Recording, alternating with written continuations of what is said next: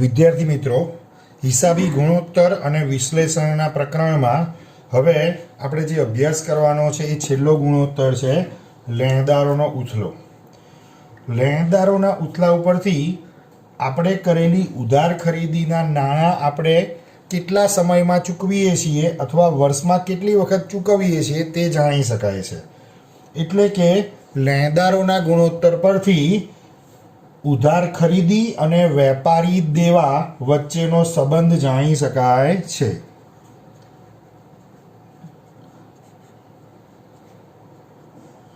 આ ગુણોત્તર પરથી ઉધાર ખરીદી અને વેપારી દેવા વચ્ચેનો સંબંધ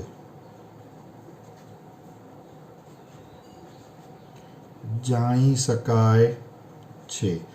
હવે અહીંયા વેપારી દેવા એટલે શું? તો આપણે જે વ્યક્તિ જોડેથી માલ ઉધાર ખરીદ્યો હોય એ આપણા લેણદાર, એને આપણે દેવા કહીએ. અને લેણદારોએ લખેલી જે હુંડી આપણે સ્વીકારી હોય એનો પણ ત્યાં સમાવેશ થશે. એટલે વેપારી દેવા, વેપારી દેવા એનું સૂત્ર લેણદારો વત્તા દેવી હુંડી. લેણદારો વત્તા દેવી હુંડી. હવે આ લેણદારના ઉછલાનું સૂત્ર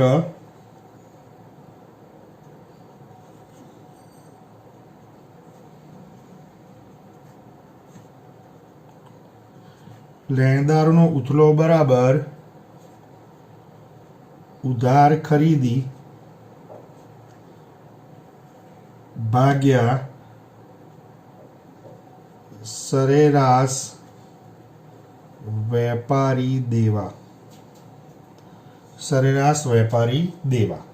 અને આના માટે જે જવાબ આવશે એ જવાબને આપણે લખવું પડશે 5 વખત 7 વખત, એટલે જેટલો પણ જવાબ આવે એટલી વખત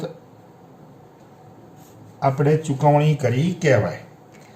ધારો કે આનો જવાબ આવે 4, તો એનો મતલબ શું થયો કે આપણે વર્ષમાં સરેરાશ 4 વખત ચૂકવણી કરીએ છીએ. ઓકે, હવે આ સરેરાશ વેપારી દેવા, સરેરાશ વેપારી દેવા, તો એનું સૂત્રમાં લખી નાખીએ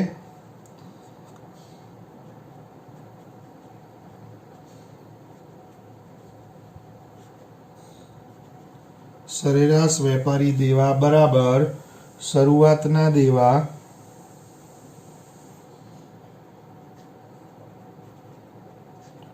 વત્તા આખરના દેવા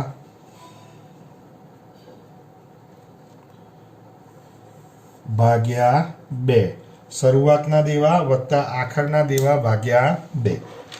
એટલે જ્યારે તમને એવું કહેવામાં આવે કે ભાઈ લેણદારનો ઉથલો શોધો તો તમારે આટલી વસ્તુ કામની છે. પણ મોટા ભાગે દાખલામાં સાથે એવું પણ પૂછવામાં આવે છે કે ચૂકવણીનો સમય શોધો. તો ચૂકવણીનો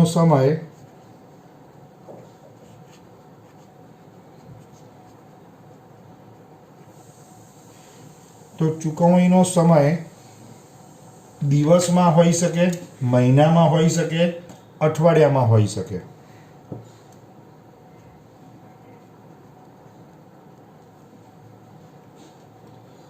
હવે વર્ષમાં કુલ દિવસ કેટલા હોય? 365 હોઈ શકે. લીપ વર્ષ હોય તો 366 હોઈ શકે. આપણે 365 રાખવાના. ભાગ્યા આનો જે જવાબ આવે ને લેણદારોના ઉછલાનો એ મૂકી દેવાનું, ભાગ્યા લેણદારોનો ઉથલો. હવે જો એ આપણે અઠવાડિયામાં શોધવું હોય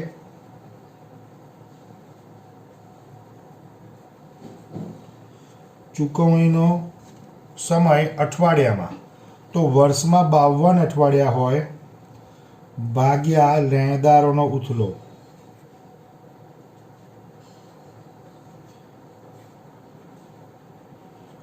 અને જો મહિનામાં શોધવું હોય તો વર્ષમાં કુલ 12 માસ હોય ભાગ્યા લેણદારોનો ઉથલો.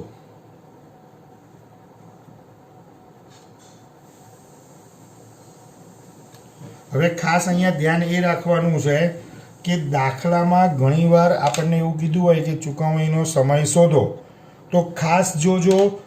ઘણી વખત મોટા ભાગે આ 365ના બદલે ક્યાંક ને ક્યાંક તમને એવી માહિતી આપી હોય કે વર્ષમાં 350 દિવસ ગણો કે 360 દિવસ હોય છે એવું ધારો, તો આપણે અહીંયા પછી 360 મૂકવાના. અને જે જવાબ આવે, ધારો કે 52 આવે કે 50 આવે, તો અહીંયા લખવાનું 50 દિવસ. અહીંયા ધારો કે 7 આવે તો 7 અઠવાડિયા. આ મહિનામાં છે, અહીંયા 2.5 આવે તો 2.5 મહિના અથવા 2.5 માસ. ઓકે. હવે સ્વાધ્યાયનો છેલ્લો દાખલો, દાખલા નંબર 19 એ આપણે જોઈ લઈએ. દાખલા નંબર 19.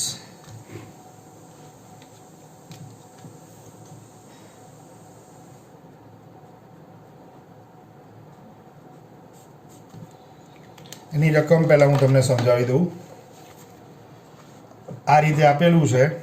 સી કંપની લિમિટેડની નીચે આપેલી વિગતોને આધારે લેણદારોનો ઉથલો એટલે કે ચલન દર અને ચૂકવણીની મુદત દિવસોમાં શોધો. ઉથલો શોધવાનો છે અને ચૂકવણીની મુદત શોધવાની છે દિવસોમાં, પણ કીધું છે શું? દિવસો 360 ધારો.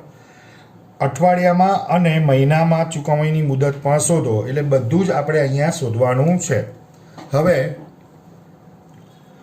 શરૂઆતની બાકીઓ આપેલી છે, આખરની બાકીઓ આપેલી છે અને એ સિવાયની વધારાની અમુક વિગતો આપેલી છે. તો શરૂઆતની બાકીઓમાં જુઓ, લેણદાર છે, દેવી હુંડી છે, લેણી હુંડી છે, દેવાદાર છે. આપણે શોધવાનું છે શું? લેણદારનો ઉથલો. એટલે આપણા કામમાં છે ફક્ત લેણદારો અને દેવી હુંડીનું જ કામ છે આપણે. એવી જ રીતે આખરની બાકી, તો એમાં પણ લેણદારો અને દેવી હુંડીનું જ આપણે કામ પડશે. તો આ પહેલી બે વિગતો શરૂઆતની બાકીની, પછી આખરની બાકીની પહેલી બે વિગતો.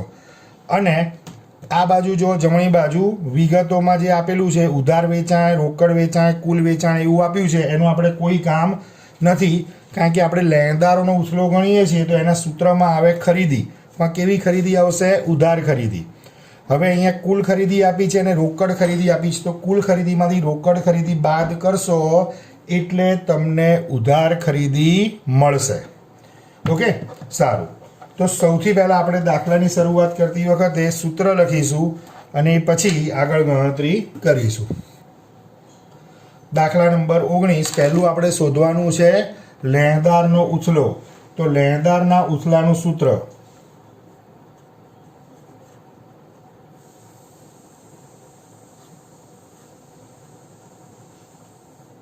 બરાબર ઉધાર ખરીદી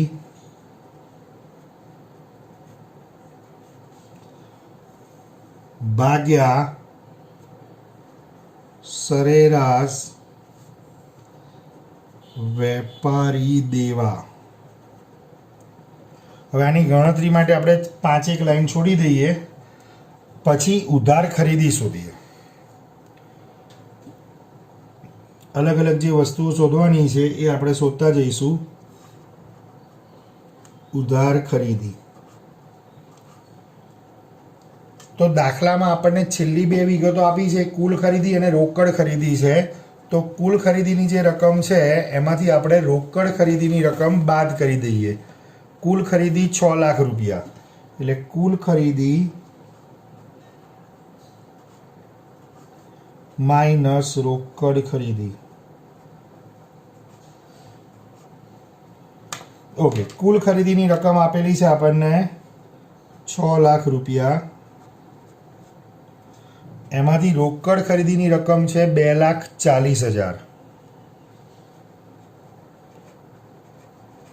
તો 6 લાખ માઇનસ 2,40,000 એ આવશે 3,60,000 રૂપિયા.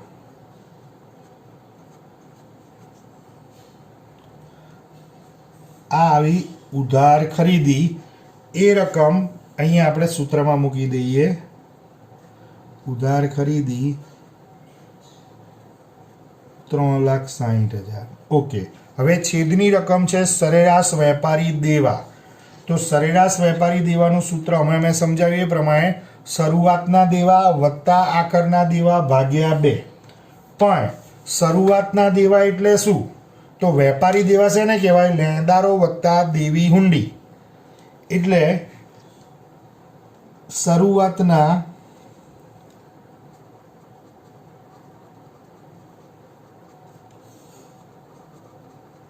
વેપારી દેવા બરાબર શરૂઆતના લેણદારો વત્તા શરૂના અથવા શરૂની દેવી હુંડી. હવે શરૂઆતની બાકીઓમાં લેણદારો આપ્યા છે 45,000 અને દેવી હુંડી 15,000. તો શરૂઆતની બાકીમાં આપણે લેણદારો લઈશું 45,000 પ્લસ દેવી હુંડી 15,000. તો 45,000 વત્તા 15,000 એટલે 60,000 રૂપિયા. આ શું મળ્યું આપણને? શરૂઆતના લેણદારો શરૂઆતના વેપારી દેવા, લેણદારો અને દેવી હુંડી બંનેનો સરવાળો. એ જ રીતે આખરના વેપારી દેવા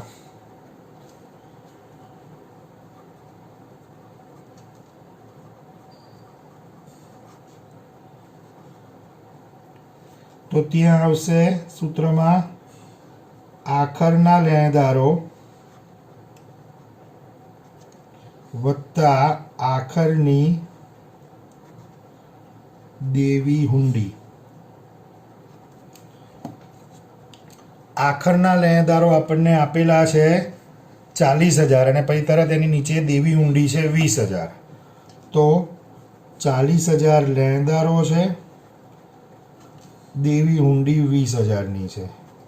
આ બંનેનો સરવાળો એટલે 60,000 રૂપિયા. પણ સૂત્રમાં આપણે જોઈએ છે સરેરાશ વેપારી દેવા. તો સરેરાશ વેપારી દેવાનું સૂત્ર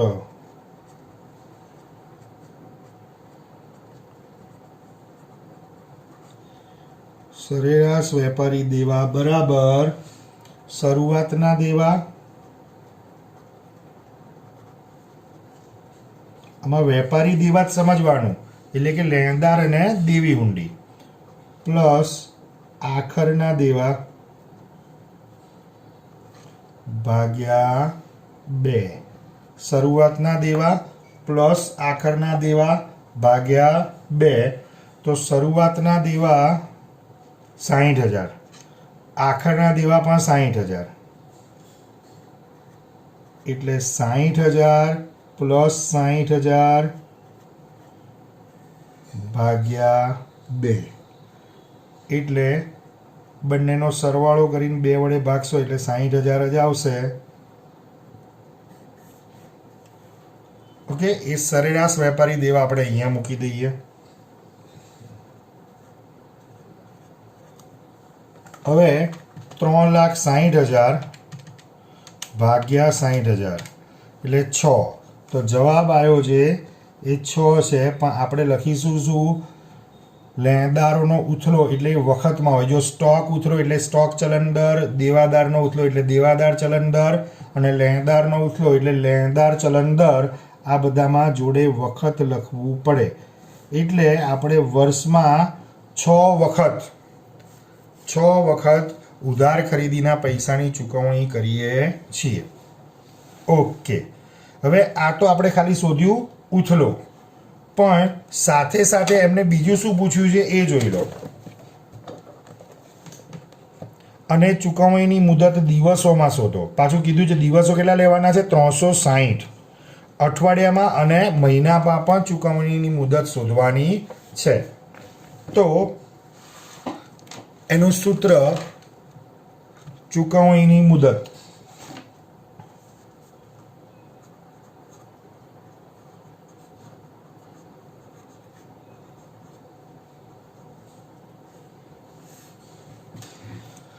એમાં પહેલું દિવસોમાં.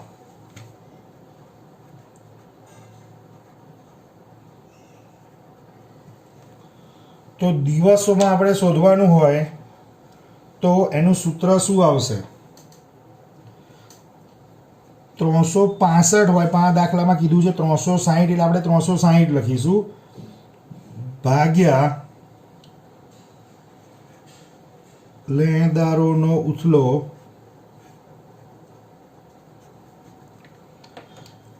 એટલે 360 ભાગ્યા ઉથલાનો જવાબ આવ્યો છે જો 6 વખત. અરે 6 બરાબર. એટલે એને 6 વડે ભાગી દઈએ તો 360 ભાગ્યા 6 કરીએ એટલે જવાબ આવશે 60. પણ આ કમ્પલસરી છે 60 દિવસ લખવું પડે. પછી બીજું આપણે શોધવાનું છે મહિનામાં.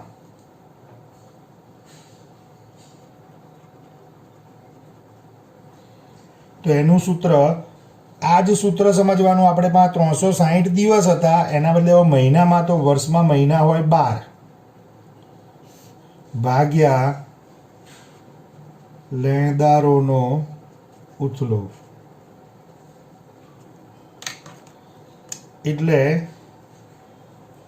12 ભાગ્યા લેણદારોનો ઉથલો 6 વખત છે એટલે 6 એટલે જવાબ આવશે 12 ભાગ્યા 6 એટલે 2 મહિના અથવા 2 માસ આવું લખવું ફરજિયાત છે.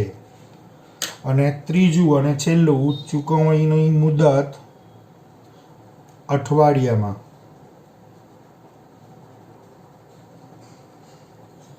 તો વર્ષમાં હોય 52 અઠવાડિયા છેદમાં લેણદારોનો ઉથલો. તો 52 ભાગ્યા લેણદારોનો ઉથલો એટલે 6 વખત. તો 52 ભાગ્યા 6 કરી દઈએ આપણે એટલે આવે છે 8.666 એવું આવે છે. તો એને આપણે 8.67 લખીશું. 8.67 અઠવાડિયા. 8.67 અઠવાડિયા. બોલો. ઓકે, તો અહીંયા આપણું આ ચેપ્ટર પૂરું થાય છે. Thank you.